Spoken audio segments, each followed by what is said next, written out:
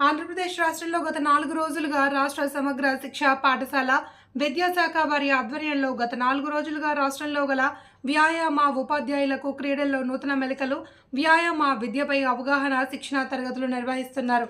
ఈ కార్యక్రమం ఉద్దేశించి inspector of physical education Bhanumurthy మాట్లాడుతూ, ఈ కార్యక్రమంలో రాష్ట్రంలో పలుమూల నుంచి అధిక సంఖ్యలో ప్రభుత్వ పాఠశాలల్లో పనిచేస్తున్న వ్యాయామ ఉపాధ్యాయులు ఏలూరులో జరుగుతున్న శిక్షణా కార్యక్రమంలో అధిక సంఖ్యలో పాల్గొన్నారు.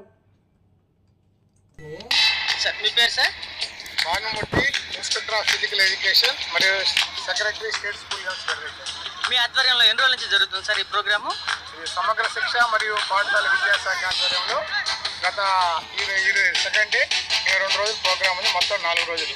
ఈ ప్రోగ్రామ్ ఉద్దేశం సార్ పాఠశాలలో ఫిజికల్ ఎడ్యుకేషన్ టీచర్స్లో ఒక ఓరియంటేషన్ ప్రోగ్రామ్, ఒక ట్రైనింగ్ షెడ్యూల్ మనం ఇవ్వాలనే ఉద్దేశంతో ఇది ప్రతిభ చేయడం జరిగింది. అదేవిధంగా షేరింగ్ ఆఫ్ ఐడియాస్ కోసము ఒక రూల్స్ అండ్ రెగ్యులేషన్స్ కొత్త పొరబడి తేవాలనే ఉద్దేశంతో ఈ కార్యక్రమాన్ని ఏర్పాటు చేయడం జరిగింది. మీరు ఇక్కడ 260 మంది డిఆర్పీలకి ట్రైనింగ్ ఇస్తున్నారు కదా సార్, వీళ్ళంతా మీ వాళ్ళ జిల్లాల్లోకి వెళ్ళి వాళ్ళు మిగతా పీఈటీలకు కూడా ఇవ్వాలనేది మీ ఉద్దేశము.